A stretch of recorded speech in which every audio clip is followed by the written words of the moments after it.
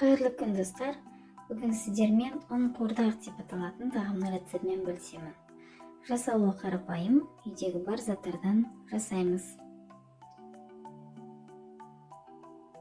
Бізге керек заттар ет, пияз, картоп және бауыр немесе жүрек қосуға болады.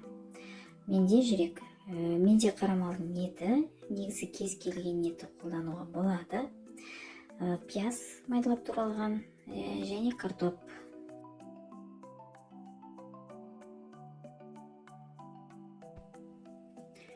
Ең алдымен пиязды қызартып қуырып аламыз.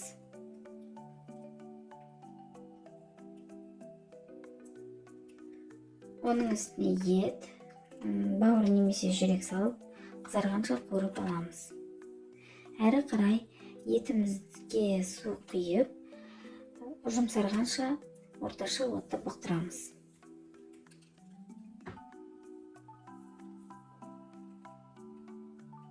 Енді қамырды жаямыз. Дайындалу жолы описание бөлімінде қалдырамын.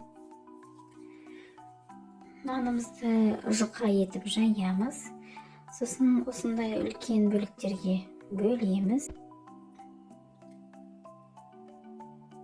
Әрі қарай қызып тұрған табада екі бетін 15-20 секундтан кептіріп алатын боламыз.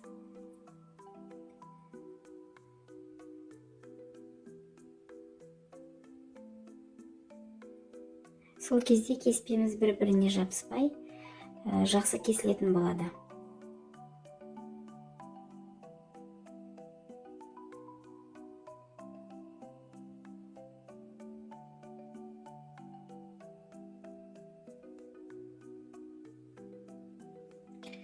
Отыз 35 минут өтті. Енді картопты салып, тағы 10-15 минут бұқтырамыз.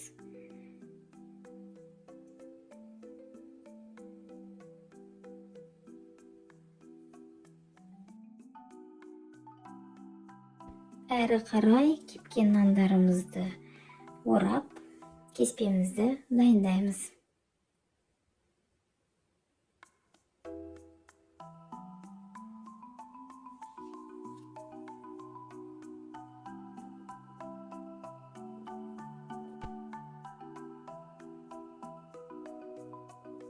Кеспеміз осындай жіңішке, нәзік болып, жұқа болып шықты. Картоп дайын болған соң үстіне кеспені салып, себелеп 2 қасық сұйық май құямыз. Тағы 10-15 минут кеспе піскенше бұқтырамыз. Менде 13 минут уақыт кетті. Бізде ұн қуырдақ тағамы дайын болды. Өте дәмді, ерекше тағам. Дайындап көріңіздер. Кеспенің арасы жабыспай, осылай жақсы болып шықты. Тағам ұнаса, лайк басып пікір қалдырыңыздар. Ас болсын.